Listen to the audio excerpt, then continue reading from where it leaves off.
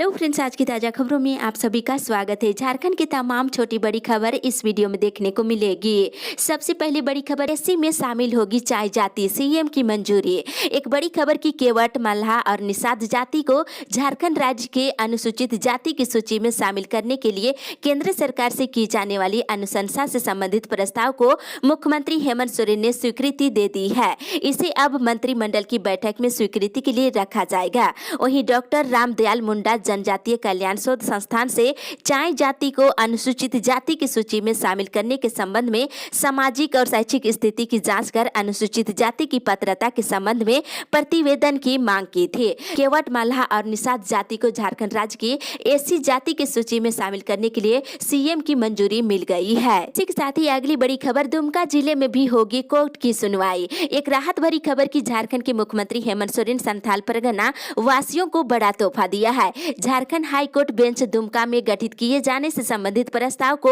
CM ने स्वीकृति दे दी है। सीएम श्री सोरेन की इस स्वीकृति के बाद से संथाल परगना प्रमंडल के लोगों की वर्षों पुरानी मांग आज पूरी हो गई है। दुमका में झारखंड हाई कोर्ट बेंच के गठित की मुख्यमंत्री हेमंत सोरेन की स्वीकृति से संथाल परगना प्रमंडल के लोग काफी खुश है। वहीं झारखंड मुक्ति मोर्चा ने अपनी चुनावी घोषणा पत्र में वादे को पूरा किया और मालूम हो कि झारखंड हाई कोर्ट का रांची जिला में प्रधान पीठ के अतिरिक्त राज्य के किसी भी जिले में कोई बेंच कार्यरत नहीं है। इसी के साथ ही अगली बड़ी खबर, मौसम विभाग से कई इलाकों में हल्की बारिश का असर। झारखंड के कई जिलों में आज से हल्की बारिश के असर है। बारिश का सिलसिला 19 फरवरी तक जारी रहने की संभावना है। मौसम विभाग से मिली जानकारी के अनुसार सेंट्रल मध्य प्रदेश में साइक्लोनिक सर्कुलेशन बना हुआ है। इसके प्रभाव से मौसम में बदलाव के संकेत है और वहीं झारखंड में सोमवार को तेज हवा के बहाव से मौसम में बदलाव देखने को मिला है।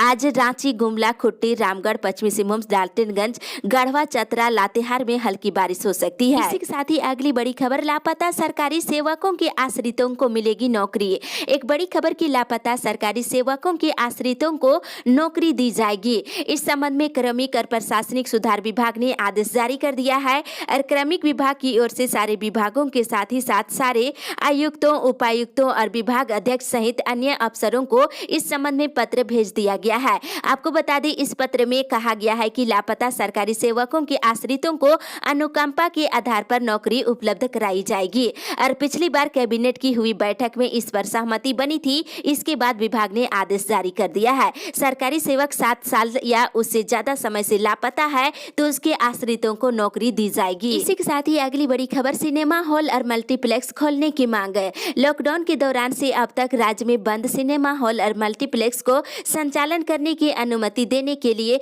झारखंड चेंबर ऑफ कॉमर्स ने सोमवार को मुख्यमंत्री से आग्रह किया है और चेंबर अध्यक्ष ने कहा है कि झारखंड में संक्रमण के घटते मामले को देखते हुए राज्य में मौजूदा छूट के साथ ही सभी आर्थिक गतिविधियों के संचालन की अनुमति दे दी गई है। यहाँ तक कि सरकारी गैर सरकारी स्कूलों को भी खोलने को लेकर एससीपी जारी कर दिया है। ऐसे में सिनेमा हॉल और मल्टीप्लेक्स को बंद रखने का कोई औचित्य नहीं है। ऐसे में सिनेमा हॉल और मल्टीप्लेक्स खोलने की मांग की गई है। इसी के साथ ही अगली बड़ी खबर, पारा शिक्षकों के लिए खुशखबरी, आज लौट सकते हैं झारखंड शिक्षा मंत्री। एक बड़ी राहत की खबर की झारखंड के शिक्षा मंत्री जगन्नाथ महतो आज झारखंड लौट सकते हैं। आपको जानकारी होगा कि शिक्षा मंत्री जगन्नाथ महतो कोरोना संक्रमित होने के बाद चेन्नई के एमजीएम अस्पताल में इलाज कराने के लिए चले गए थे।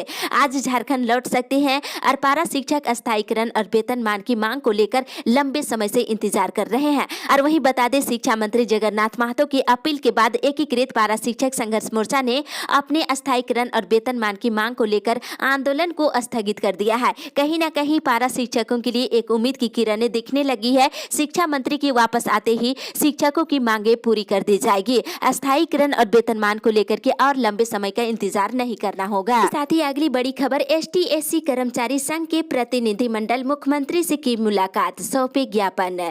झारखंड अनुसूचित जनजाति अनुसूचित जाति कर्मचारी संघ के प्रतिनिधिमंडल ने मुख्यमंत्री हेमंत सोरेन से मुलाकात किया है।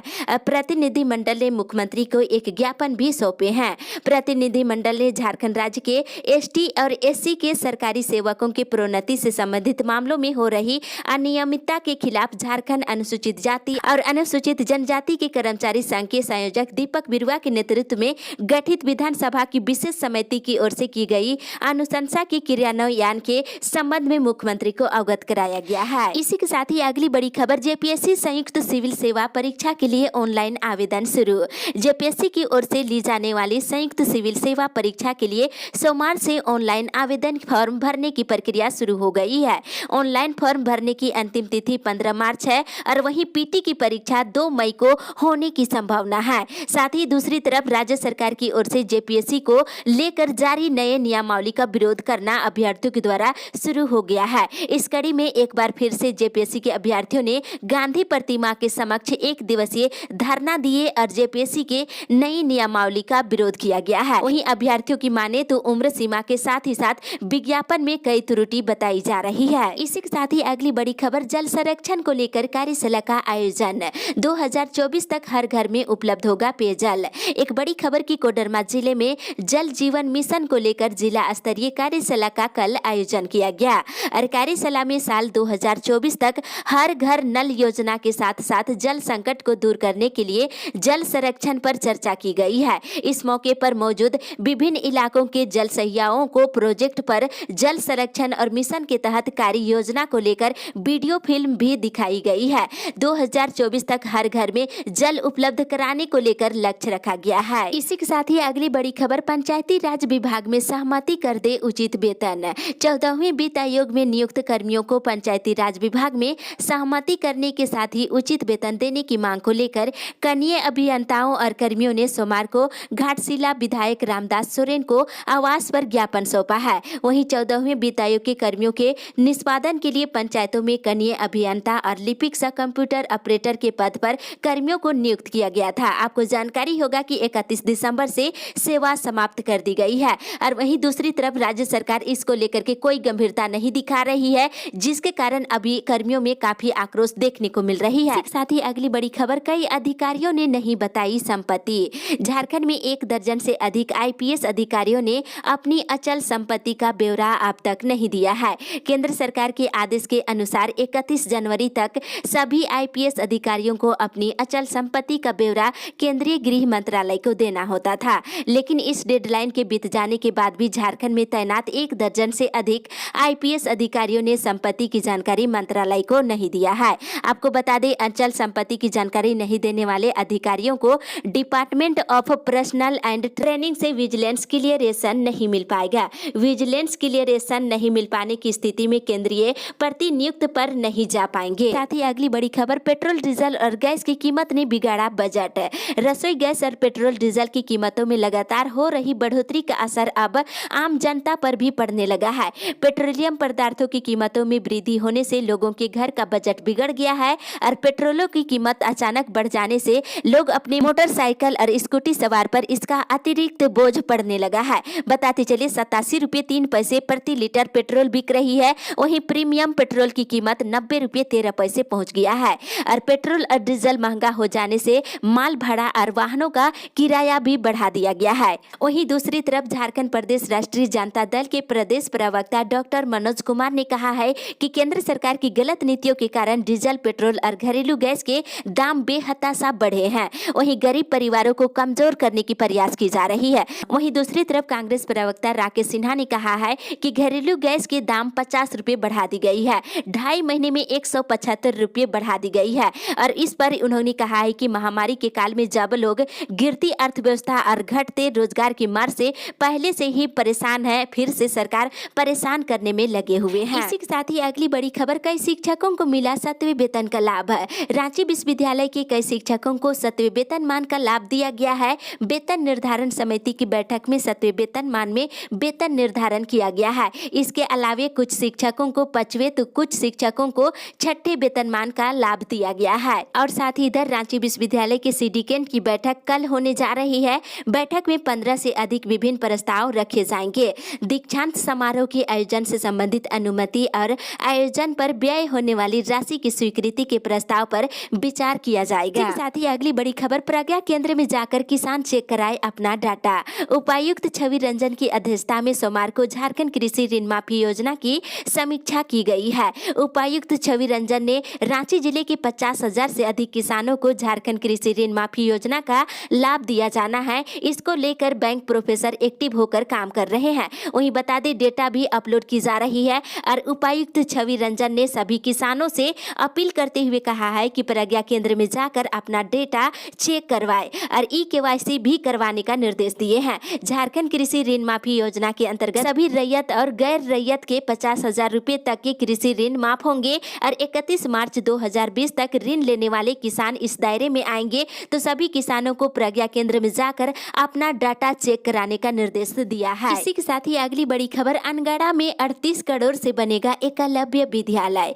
एक राहत भरी खबर की केंद्रीय आदिवासी कल्याण मंत्री अर्जुन मुंडा ने सोमवार को कहा है कि अनगढ़ा में 38 करोड़ रुपए की लागत से एकलव्य विद्यालय का निर्माण कराया जाएगा। साथ ही गेतल सुध के मेगा फूड पार्क को भी चालू कराने का प्रयास किया जाएगा। साथ ही उन्होंने कहा है कि इसके चालू होने से किसानों को काफी लाभ मिलेगा। समृद्ध गांव से ही समृद्ध देश बनेगा। इस मूल मंत्र को लेकर केंद्र सरकार ने कृषि कानून में परिवर्तन किया है और किसानों के कल्याण को लेकर कई कल्याणकारी योजनाएं चलाई जा रही है। वहीं मुख्यमंत्री हेमंत सोरेन पर आरोप लगाते हुए उन्होंने कहा है कि राज्य सरकार की उदासीनता के कारण किसानों को कई योजनाओं का लाभ नहीं मिल पा रही है। इसी के साथ ही अगली बड़ी खबर, पत्थलगड़ी के मामले वापस लेने की अड़चने अब हुई दूर। एक राहत भरी खबर की राज्य में पत्थलगड़ी से संबंधित मामलों की वापसी की प्रक्रिया शीघ्र ही पूरा होने वाला है। ऐसे मामलों की संख्या करीब 30 है। आपको बताते चलिए, सरकार के आदेश पर उपायुक्त की अध्यक्षता में गठित स्क्रीनिंग समिति की मतव्यय के बाद